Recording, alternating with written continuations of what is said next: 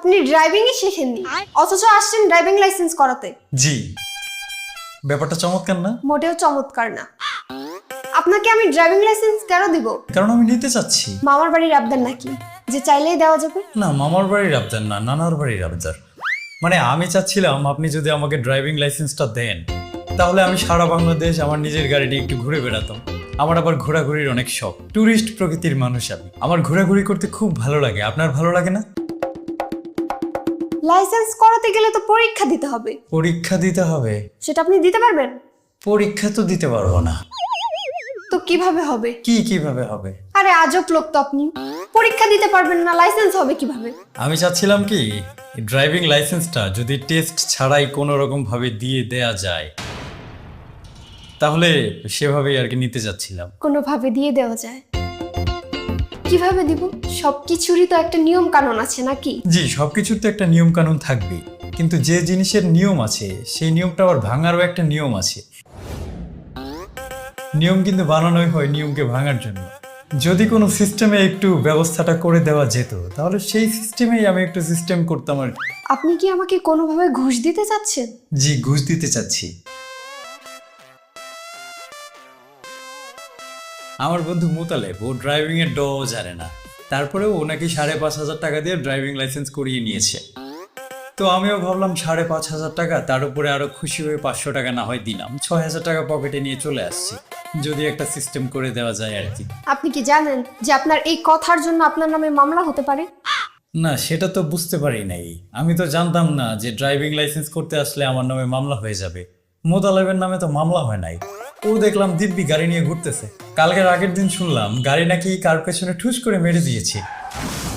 কি একটা যন্ত্রণা বলেন। লোকটা কি বেঁচে আছে না মারা গিয়েছে? গাড়ি ঠিকঠাক আছে, কিন্তু লোকটা বেঁচে আছে না মারা গেছে সেটা আমি জানি না। জানবেন না কেন?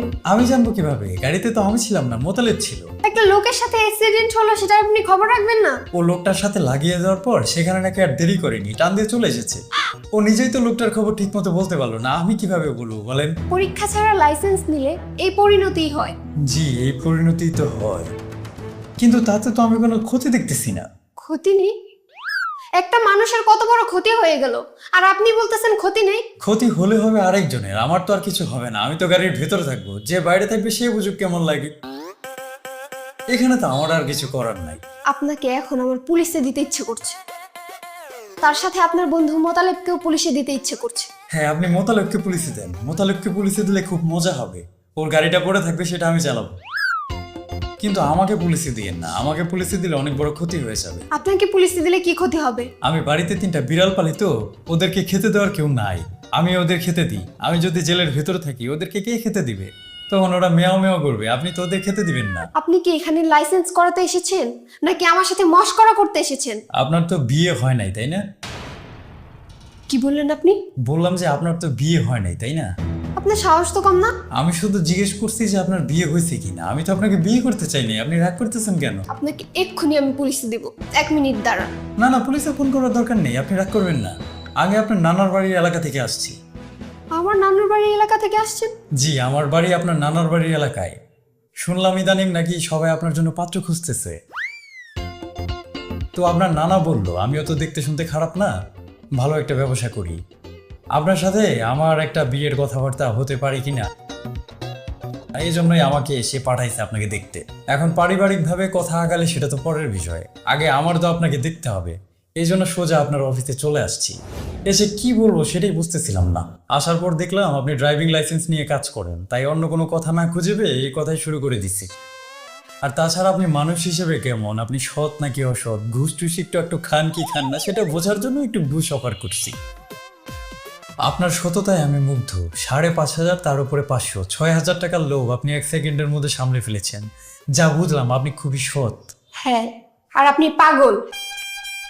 আপনার কেন মনে হয় যে আমি পাগল? আমি যদি আপনার নানার কথায় আপনাকে বিয়ে করি, তাহলে তো আপনি আমার সহধর্মিণী হবেন।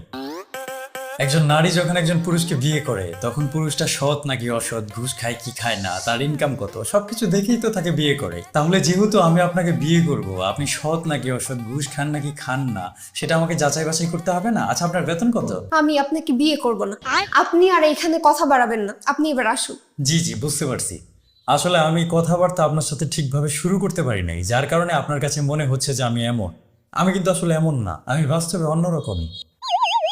এই যে আপনার সাথে যেমন পাগলের মতো আমি এতক্ষণ কথা বললাম, আমি কিন্তু এরকম পাগল না, আমি সুস্থ। পাগল হননি, অনেক উপকার করেছেন। এবার আসুন। আচ্ছা, আপনার নানাকে গিয়ে কি বলবো? আপনি আমার নানাকে কি বলবেন সেটা আপনি জানেন, আমি কি করে বলবো? আচ্ছা, কি একটা বিপদের মধ্যে পড়ে গেলাম। আপনার নানাও একটা পাগল। কি বললেন আপনি? জি, আপনার নানাও একটা পাগল। সে একবার বিবেচনা করে দেখবে না যে আপনি একটা ভালো পজিশনে জব করে আপনি কি দেখে আমাকে বিয়ে করবেন? আমাকে অযথা সে ধাক্কায় ধাক্কায় এখানে পাঠাই দিচ্ছে। আমি আমার নানার সাথে কথা বলছি, আপনি এখন যান। জি আচ্ছা, আমি উঠি। বিয়ে তো করবেনই না, ওই ড্রাইভিং লাইসেন্স কি আসলে করে দেওয়ার কোনো রাস্তা আছে? 1,000-5,000 টাকা কিন্তু সাথে আছে, সত্যি সত্যি। আপনি একটু দাঁড়ান, আমি পুলিশে কল করছি। জি, আমি বুঝতে পারছি, আপনি পুলিশে ফোন না করে থামবেন না। আমি উঠি। আর আপনার নানাকে কিছু বলবেন না, সে একটু পাগল স্বভাবের। সে বুঝতে পারে নাই যে আপনার সাথে আমার যায় না।